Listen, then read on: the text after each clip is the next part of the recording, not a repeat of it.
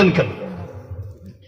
অনেক মানুষে আমল করে সমাজ দেখানোর লাগে, অনেক মানুষে আমল করে মরা থেকে বাঁচার লাগে, অনেক মানুষে আমল করে যুবক হলে নামাজ পড়ে পরীক্ষায় পাস করার লাগে, অনেক যুবক হলে নামাজ পড়ে সুন্দর বউ ফেরার লাগে।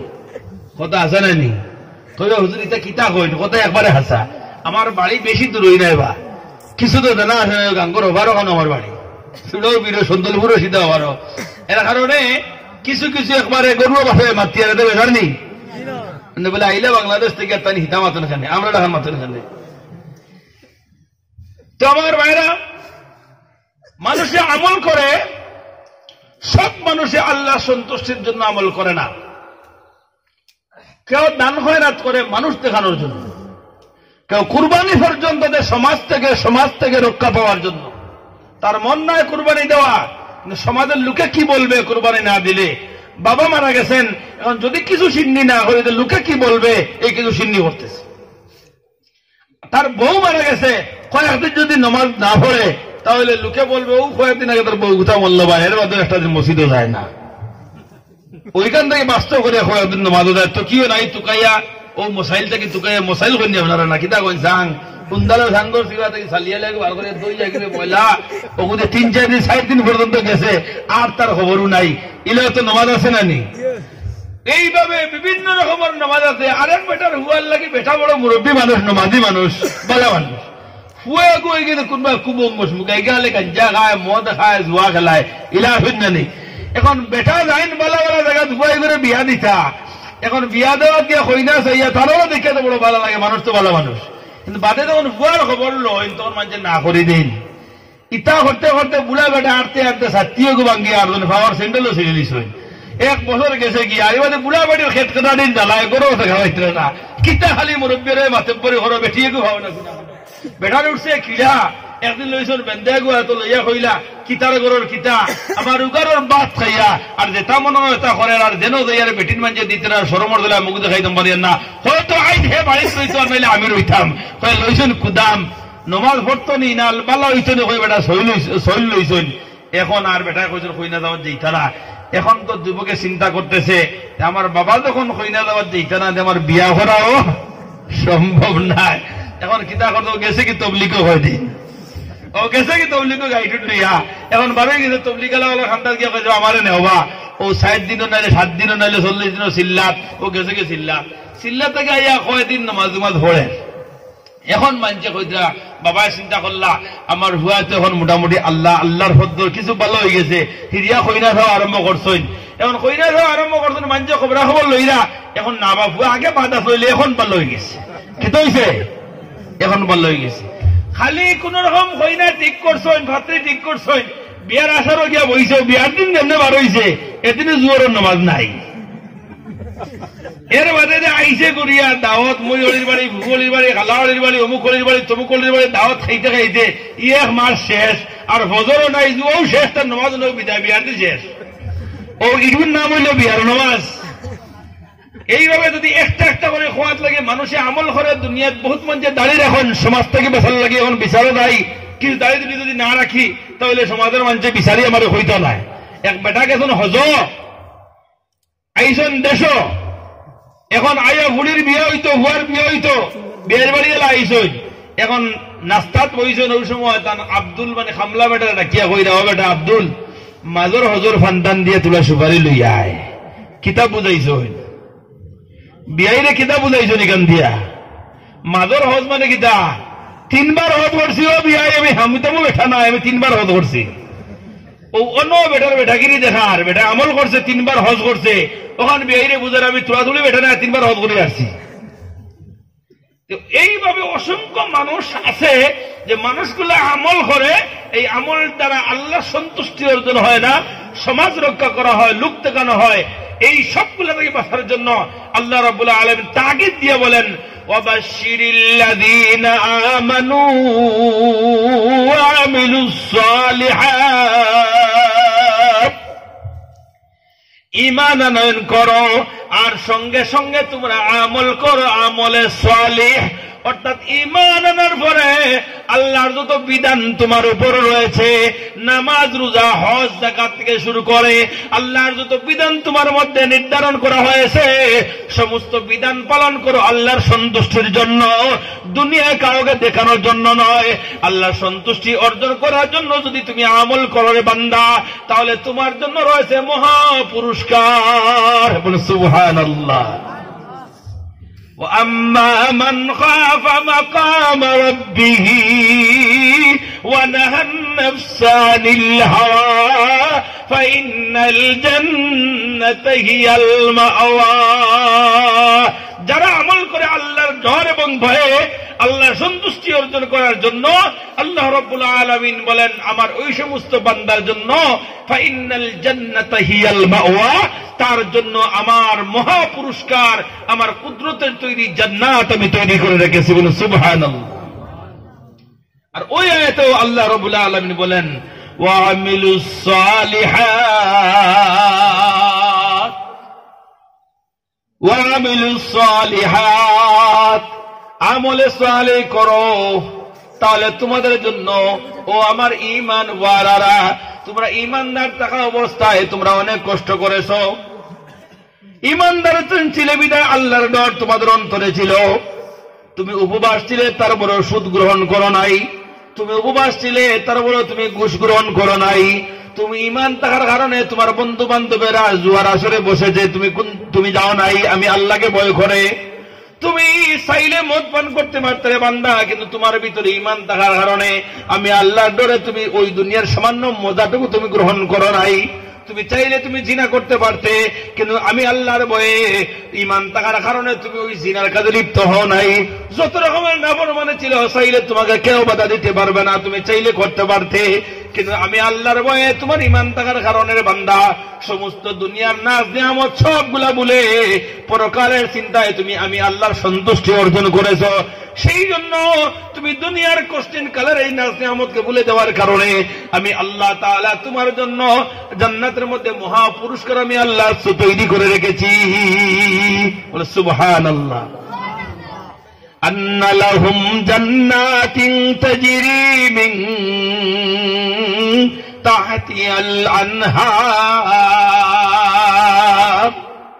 পরওয়ারদিগার আলম ওই আয়াতের ওই শব্দের মধ্যে বলেন আন্না লাহুম জান্নাতিন তাজরি মিন তাহতিহাল আনহার, তোমাদের মহা পুরস্কার জান্নাতের কথা বলছি। তুমি তো জান্নাত কোনোদিন দেখো নাই। ও বান্দা, ঠান্ডা শীতের মধ্যে, ঠান্ডার মধ্যে ফজরের নামাজ আদায় করেছো, ঠান্ডার মধ্যে তুমি এশার নামাজ আদায় করেছো, ঠান্ডার মধ্যে তুমি নফসের সাথে জিহাদ করে তাহাজ্জুদের নামাজ আদায় করেছো। ও আমার বান্দা, তোমার জন্য মহা পুরস্কার আমি রাখলাম জান্নাত। আর সেই জান্নাত তুমি দেখো নাই। সেই জান্নাতের তল দেশে নহর প্রবাহিত হয় হীরামণি মুক্তা এবং মিশকে আম্বর। বলে সুবহানাল্লাহ। সেই জান্নাত আমি তোমাদের জন্য রেখেছি। আচ্ছা, জান্নাত আমরা কোনোদিন দেখছি বা কেউ দেখছো নি? মুহাম্মদুর রাসূলুল্লাহ সাল্লাল্লাহু আলাইহি ওয়াসাল্লাম মেরাজে গেছলা, ইগান জানা আছে তো? জানা আছে তো? আল্লাহর রাসূল মেরাজ থেকে আয়া সাহাবায়ে কেরামের সামনে ওয়াজ করলেন। এ আমার সাহাবায়ে কেরাম, আমি বড় আনন্দিত, আমি বড় খুশি। এই জন্য আমি যখন মেরাজে গেলাম, হযরত জিবরাইল আলাইহিস সালাতু ওয়াসসালাম আমাকে জান্নাত পরিদর্শন করাইলেন। হযরত জিবরাইল আলাইহিস সালাতু ওয়াসসালাম আমাকে জাহান্নাম পরিদর্শন করাইলেন। জান্নাতের মধ্যে যখন আমাকে পরিদর্শন করাইলেন, তখন এমন একটা সুন্দর মালাখানা, আব্দুর রহমানের বাবা 100 টাকা দিছেন, সদকা আইলে রাখবা, আল্লাহ তাআলা বান্দার সরকারে কবুল ফরমা, মঞ্জুর ফরমাও, দিন দুনিয়া আলাই নজির ফরমাও, দোয়া হবে ইনশাআল্লাহ। সাহাবায়ে কেরামদের প্রতি লক্ষ্য করে বলেন, এই আমার সাহাবায়ে কেরাম, আমি জান্নাতের মধ্যে গিয়ে দেখলাম, হযরত জিবরাইল আমাকে দেখাইলেন, এত সুন্দর বিল্ডিং, এত সুন্দর ঘর আমার জীবনে কোনোদিন দেখি নাই। এত আশ্চর্য হীরা মণি মুক্তার স্বর্ণ রৌপ্য এইভাবে দিয়ে এক একটা ইট স্বর্ণ, এক একটা ইট হীরা দিয়ে বানানো, এত সুন্দর জান্নাতের মধ্যে সবচেয়ে সুন্দর ঘর। এই ঘরে কে থাকবেন, কার জন্য বানানো হয়েছে?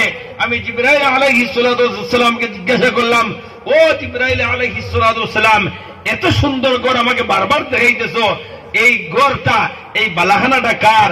তখন জিবরাইল আলাইহিস সালাতু সালাম আমাকে নাম বলেছেন। নাম বলার সঙ্গে সঙ্গে আমি ওই সাহাবীকেও চিনতে পেরেছি এবং ওই সাহাবীর বাপের নামও আমি চিনতে পেরেছি। বলে সুবহানাল্লাহ।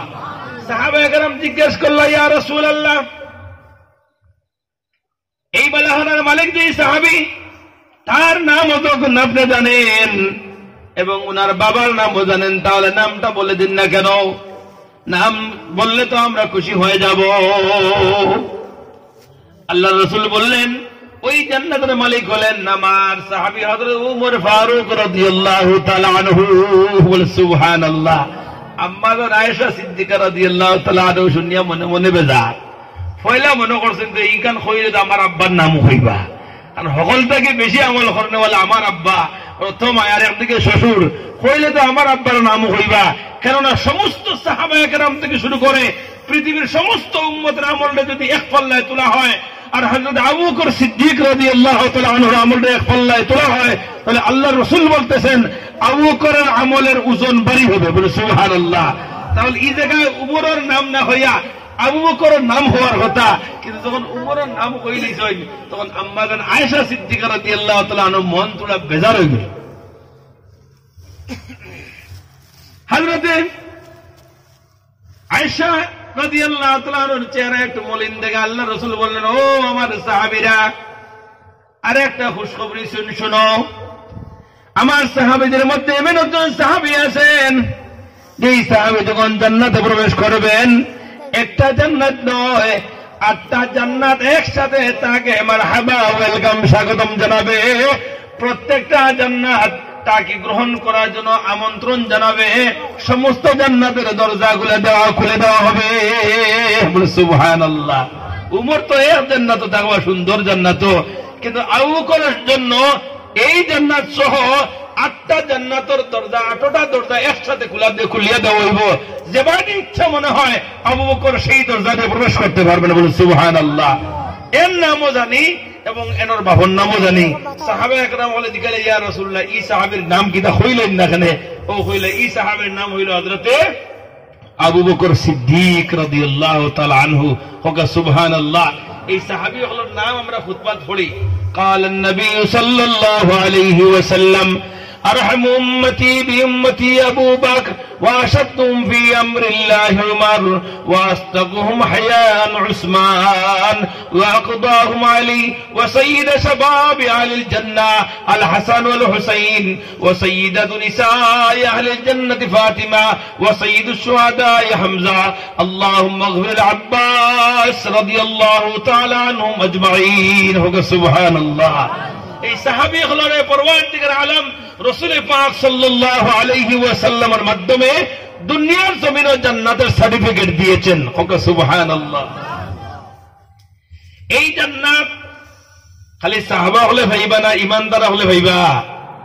ইমানদার হলেও ভাইবা, কিন্তু স্তর তুলাবে সব। কেউ উঁচু খান ভাইবা, কেউ তোলা নিচু খান ভাইবা। জান্নাত এখানে কোনোদিন দেখছিনি আমরা? দেখছি না। জান্নাতিন তাজরি মিন তাহতিহাল আনহার। হযরতে ইমাম গজ্জালী রাহমাতুল্লাহ আলাইহি ওনার দাকাইকুল আকবার কিতাবের মধ্যে জান্নাত সম্পর্কে বর্ণনা করতে গিয়ে বলেন, আল্লাহ রাসূল বলেছেন জান্নাত হবে 6666টা তালা দিয়ে আল্লাহ তাআলা বানাইছেন। হোক সুবহানাল্লাহ। জান্নাতের বিল্ডিং যেটা দেখানো আমরা ইমানদার আমলওয়ালা মানুষ কে থাকতা? জোরে হও, কে থাকতা? কারণ জান্নাতের গড় এখানে বাবা হল আপনার আমার বাইরে খেরে গড় লাগান নাই। 6666 তালা। সুবহানাল্লাহ। জোরে হইতে নানি 6666টা তালা দিয়ে আল্লাহ তাআলা জান্নাত বানাইছেন। এর মধ্যে একটা তালার মধ্যে বর্ণনা কররা 70,000 কামরা। হযরতে সানাউল্লাহ ফানিফতি রহমতুল্লাহ আলাইহি তাফসীরে মাজহারিতে, সানাউল্লাহ ফানিফতি রহমতুল্লাহ আলাইহি তাফসীরে মাজহারিতে এই জান্নাতের বিস্তারিত বিবরণ দিয়ে বলেন, একটা তালার মধ্যে 70,000 কামরা। হোক সুবহানাল্লাহ। আর একটা কামরা হইল এই পৃথিবীর চাইতে, কামরা মানে রুম, এক রুম হলো এই পৃথিবীর চাইতে 10 গুণ বড়। সুবহানাল্লাহ, এটা আস্তে হতুরে নিব গিয়া সুবহানাল্লাহ। এই পৃথিবীর চাইতে 10 গুণ বড়। এখন আপনার একটা প্রশ্ন হইতে পারে, হুজুর কত বড় জান্নাত এটা রাখলা কেন আল্লাহ? এটা তো দেখা যায় না, কল্পনার বাইরে। একটা প্রশ্ন করতে পারেন আপনারা, আপনারা নাই তথাকথিত নাস্তিক বুদ্ধিজীবীরা, তথাকথিত নাস্তিক মোরতাদ বুদ্ধিজীবীরা এই প্রশ্নগুলো করে। একটা নাস্তিক হইল লেখছে, হুজুর হলে ওয়াজ করিয়া দিতাম, ওয়াজ করেন খালি তার ভাষা আমরা গাওয়ালি ভাষায় প্রকাশ করিয়া রে হতাই কেন। তার ভাষার মূল মফহুম হইল কিতা খালি আন্দাজের ওয়াজ করেন জান্নাত বলে এমন একটা গাছ থাকবো, ই গাছর ফল সমস্ত জান্নাতর রুমে রুমে কামরা কামরা ডাল দেব, আর গরো ভুতি ভুতি সারা জান্নাত বলে এটা ডালর ফল অকল ফালিয়া খাইবা। এটা তো একটা বেআন্দাজি মাত। তার কথার ভাষার অর্থ হইল এটা একটা বেআন্দাজি মাত। কত কোটি কোটি মানুষ জন্ম থেকে শেষ পর্যন্ত কোটি কোটি মানুষ মারা যাইবা, আর এটা সবরে জান্নাত দিবা, এটা মানুষের হিসাব নিকাশ করে জান্নাত দিবা, আর যেটা মানুষ জান্নাত দিবা এরা খাওয়ার ফল এক গাছের ফল দিয়া গড়ে গড়ে পৌঁছে দিলাইবা, এক লোকে ফাখানা থাকবো আর সারাই খাইলিবা। এটা একটা ক্ষত হইল নি, হয়ে এখানে বিশ্বাস করছে না। হো নাউযুবিল্লাহি মিন যালিক। আপনারা হচ্ছেন এই যে আল্লাহ তাআলার পক্ষ থেকে সম্ভব না সম্ভব নাই? সম্ভব খালি হইল হইতো না। একটা উদাহরণ এবং দলিল দে। সূর্য কয়টা? সূর্য কয়টা? চন্দ্র কয়টা? পৃথিবী কয় সূর্য চলাফেরা করে? এই পৃথিবী কয় চন্দ্র চলাফেরা করে? একটা চন্দ্র। সূর্য পূর্ব দেই তথাকথিত বুদ্ধিজীবীরা তোমাদের ধ্যান ধারণা অনুযায়ী তোমরা বুঝার চেষ্টা করো। একটা সূর্য পূর্ব দিকে উদিত হয়, পশ্চিম দিকে দাবিত হয়। পূর্ব দিকে উদিত হয়, পশ্চিম দিকে দাবিত হয়। এটা আলো শুধু টিলাবাদার থাকে, শুধু লোয়ারমল যায়, শুধু হরিঙ্গঞ্জ থাকে না, শুধু ভারত। এই সূর্যের আলো সমস্ত পৃথিবীতে পর্যায়ক্রমে পৃথিবী করে না সূর্য করে? পৃথিবী করে। এটা আল্লাহর কথা, কোরআনের কথা। কিন্তু পয়লা পয়লা বিজ্ঞানী বলে কইল ইসলাম বলে না সূর্য ঘুরে। এর বাদে চক্কর বাদে কইলে না না না না ঠিক আছে ঠিক আছে, মেসা বলো কথা ঠিক আছে, সূর্য ঘুরে না পৃথিবীও ঘুরে। সুবহানাল্লাহ। পৃথিবী ঘুরে, কোরআন হাদিসের কথা ঠিক আছে, পৃথিবী ঘুরে। এই পৃথিবীর চক্কর দিতে গিয়া যদি সময়ের ব্যবধান ঘটে তাহলে সময়ের পরিবর্তনে 1 ঘন্টা আগে এবং 1 ঘন্টা পরে সূর্যের আলো গিয়ে পৌঁছে। কিন্তু এই পৃথিবীতে এই এক সূর্যের আলো সমস্ত পৃথিবীতে পৌঁছে যায়। বলেন সুবহানাল্লাহ। এমন ভাবে পৌঁছে আপনার গড় টিলাবাজারের বেটা আপনি গড় লাগাইয়া দরজা লাগাইয়া ঘুমাইছেন আন্দার রাইট, ফজরের বাদে আপনার ঘুম ছাড়ি দিলে কেউর জিকানি লাগে না, আবার সূর্য উঠে গেছে নি, জিকানি লাগেনি। কোন দিকে আলো ঢুকে আইয়া, কোন ফাঁকে দিয়ে আলো ঢুকে আইয়া এমনি বোঝা যায় দিন হয়ে গেছে। সুবহানাল্লাহ। অর্থাৎ সূর্যের আলো, সূর্যের প্রকাশ, সূর্যের পর আপনার ঘরে ঢুকাইয়া দেওয়ার দরকার হয় না। পরবর্তীকার আলম সূর্য যখন পৃথিবীতে উদিত করেন, এই সূর্যের আলোয় সমস্ত পৃথিবীতে আলোকিত হয়ে যায়। পাহাড় গুহায় জঙ্গলের মধ্যেও সেই আলো পৌঁছে যায়। সেটা পৌঁছানোর জন্য কোন দ্বিতীয় সূর্যের প্রয়োজন হয় না, এক সূর্য দিয়েই আল্লাহ তাআলা পৌঁছে দিয়ে দেন। বলে সুবহানাল্লাহ। এক গাছ দিয়ে জান্নাত চলবো তো? চলবো না রে? আর বুঝানি লাগবো নি? 2 নম্বর আমি আরেকটা কইছিলাম আপনারা রে, যে অত বড় জান্নাত দেখা করবো একটা কথা তারা হইতে পারে। আমি এখন আপনারা কইসাইন খুব কইসাইন, পৃথিবীর চাইতে সূর্য কত গুণ বড়, চন্দ্র কত গুণ বড় জানেননি? 13 লক্ষ গুণ বড়। সুবহানাল্লাহ। এই পৃথিবীর চাইতে সূর্য হলো 13 লক্ষ গুণ বড় বিজ্ঞানের দৃষ্টিতে, এটাও সঠিক। আর সূর্যের চাইতে এক একটা তারকা কত লক্ষ গুণ বড় জানেন তো? এর চাইতে লক্ষ লক্ষ গুণ বড় এক একটা তারকা। আর এই তারকা কয়টা? আসমানো কয়টা বলতে পারবানি? এই তারকা সূর্যের চাইতে লক্ষ লক্ষ গুণ বড় এক একটা তারকা। আর এক একটা তারকা নয়, লক্ষ কোটি অসংখ্য তারকা পৃথিবীতে পরবর্তীকার আলম সৃষ্টি করেছেন। আর এই তারকাগুলা পৃথিবীর নিজ নিজ কক্ষে দৌড়াদৌড়ি করে। একটা তারকা আরেকটা তারকার সঙ্গে কখনো ধাক্কা লাগে নাই। লাগতে দেখছেন হুঞ্চনি ভরছেন তারকা ধাক্কা লাগিয়া। পৃথিবীতে একটা তারকা আরেকটা তারকার সঙ্গে ধাক্কা লাগে নাই, একটা তারকা থেকে আরেকটা তারকার এত দূরত্ব রাস্তা, এত দূরত্ব যে কখনো একটা তারকা আরেক তারকার সঙ্গে সামঞ্জস্য সংঘর্ষ হয় নাই, এত দূরত্ব ভাবে আল্লাহ তাআলা সৃষ্টি করেছেন। তাহলে পৃথিবীর চাইতে যদি 13 লক্ষ গুণ বড় হয় একটা সূর্য, আর সূর্যের চাইতে যদি লক্ষ লক্ষ গুণ বড় হয় এক একটা তারকা, আর অসংখ্য অগণিত তারকা আল্লাহ তাআলা সৃষ্টি করেছেন, আর সেই তারকাগুলা তার নিজ নিজ কক্ষপথে দৌড়ায়, একটা আরেকটার সাথে ধাক্কা লাগে না। তাহলে আল্লাহর সৃষ্টি জগৎ, আল্লাহর সৃষ্টি জীব অথবা সৃষ্টি জগতের সীমা পরেখা কতটুকু হবে এটার বুঝানো দেওয়া লাগবে না আপনারা রে। তাহলে জান্নাত তো এই দুনিয়ার চাইতে মাত্র 10 গুণ বড়। কয় গুণ বড়? সুবহানাল্লাহ। জান্নাতের একটা কামরা এই পৃথিবীর চাইতে মাত্র 10 গুণ বড়। তাহলে এটার তুলনা তো কোনটাও নাই। বা তাহলে গরম পানি ফুটা দাও, ঠান্ডা খাইতাম না। আপনি জিকির করো লা ইলাহা ইল্লাল্লাহ, অথবা লালসা লা ইলাহা ইল্লাল্লাহ, লা ইলাহা ইল্লাল্লাহ। আসমানের মালিক যেই আল্লাহ, জমিনের মালিক সেই আল্লাহ, লা ইলাহা ইল্লাল্লাহ, লা ইলাহা ইল্লাল্লাহ মুহাম্মাদুর রাসূলুল্লাহ সাল্লাল্লাহু আলাইহি ওয়াসাল্লাম। ইমাম গজ্জালী রাহমাতুল্লাহ আলাইহি বলেন 6666টা তালা দিয়া আল্লাহওয়ালা ঈমানওয়ালা, ঈমানদার আল্লাহওয়ালাদের জন্য পরওয়ারদিগার আলম জান্নাত বানাইছেন। একটা তালায় হলো 70,000 কামরা, আর একটা কামরা হলো পৃথিবীর চাইতে 10 গুণ বড়। এখন আপনার প্রশ্ন হলো হুজুর আমরা ঈমানও আছে আমলও আছে, এখন আমাদেরকে জান্নাত দান করলেন, জান্নাতে গেলাম আল্লাহ তাআলা খুশি হইয়া, আর জান্নাত যখন এই পৃথিবীর চাইতে একটা কামরা সর্বনিম্ন 10 গুণ বড়, তাহলে এই কামরার মধ্যে আমরা প্রথমে গিয়া খাওয়া দাওয়া পাইবার কোনো ব্যবস্থা আসেনি। দুনিয়ার জমিনে তো আমরা মাছ আছে, মাংস আছে, গোশত আছে, ইত্যাদি নানান কিছু ফল ফ্রুট আছে, আমরা কি সেই জান্নাতে গিয়ে খাবার পাওয়া যাইবনি? প্রশ্ন করতে পারেন। এক বেটায়া কইল হুজুর জান্নাতে গিয়ে তো কইলা সবটা পাইব, কিন্তু বিড়ি পাইবনি। আমি তো বিড়ি খাই, বিড়ি ও তো লাভা তো খান্তা তো বইয়া আটটা প্রশ্ন করে কই বলে হুজুর বিড়ি পাইবনি। আমি পাওয়া যাইব, তবে শর্ত আছে, বিড়ি খাইতে আগুন লাগে, আর আগুন খাইতে বাবা যখন দেওয়া লাগে।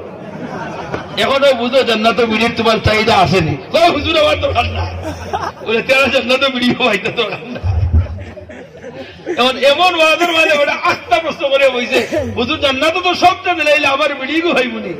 আমিও আর তো দৌড় আল্লাহ তাআলা জুয়াইয়া দিত, কইলাম ওই ভাবা যাইব তোরে বাবা, আগুন লাগবো, আর আগুন পাইতে হইলে তুমি যুজহ দেওয়াও লাগবো, আর যুজহ গেলে তো ঘুরিয়া এবার কোনো বাদ নাই, তুমি বুঝো। এবার আমার বিড়িরও দরকার, আগুনেরও দরকার নাই। বলে বেবারই প্রশ্ন হইলার করিও না, কারণ আল্লাহ তাআলা জান্নাতে তো নিয়ামত দিতা, আর বিড়ি তো নিয়ামত না রে বাবা, গাঞ্জা মদ এটা নিয়ামত নেই, এটা তো নিয়ামত না, এটারে আল্লাহ নিষেধ করছে। মুহতারাম হাজিরিন কেরাম, এমন অবস্থায় একটা কামরা হলো পৃথিবীর চাইতে 10 গুণ বড়। হুজুর এখানে গিয়ে খাওয়া দাওয়া পাওয়া যাইব, এটা যুক্তিসঙ্গত কথা। আল্লাহ তাআলা কইল জান্নাতিন তাজরি মিন তাহতিহাল আনহার কুল্লামা রুজিকু মিনহা মিন সামারাতির রিজকা। সুবহানাল্লাহ। যে প্রশ্ন আপনার মনে হয়তো নাই, আমি তুলিয়া দিলাম। আল্লাহ তাআলা এখন কুল্লামা রুজিকু মিনহা মিন সামারাতির রিজকা ক্বালু হাযাল্লাযী রুজিকনা মিন ক্বাবল। আল্লাহ তাআলা বলেন সেই জান্নাতে আমি দুনিয়া তোমাদের আঙ্গুর, আপেল, বেদেনা, ডালিম, কাঁঠাল, সবরি, পেয়ারা, এই সমস্ত যত ফল ফ্রুট তোমাদেরকে খাবার জন্য আমি আল্লাহ তাআলা নিয়ামত হিসেবে দান করেছি।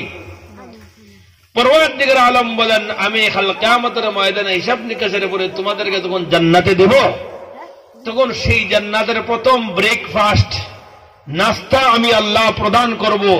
পৃথিবীর সমস্ত ফল ফলাদি, যে ফল ফলাদি গুলা দুনিয়ায় যেমন স্বাদ ছিল তেমনি নাই, হাযাল্লাযী রুযিকনা মিন কাবল, তোমরা দেখবে দুনিয়ার ফলের মতো, কিন্তু স্বাদ এই রকমের নয়, স্বাদ হবে ভিন্ন রকমের স্বাদ। বলে সুবহানাল্লাহ।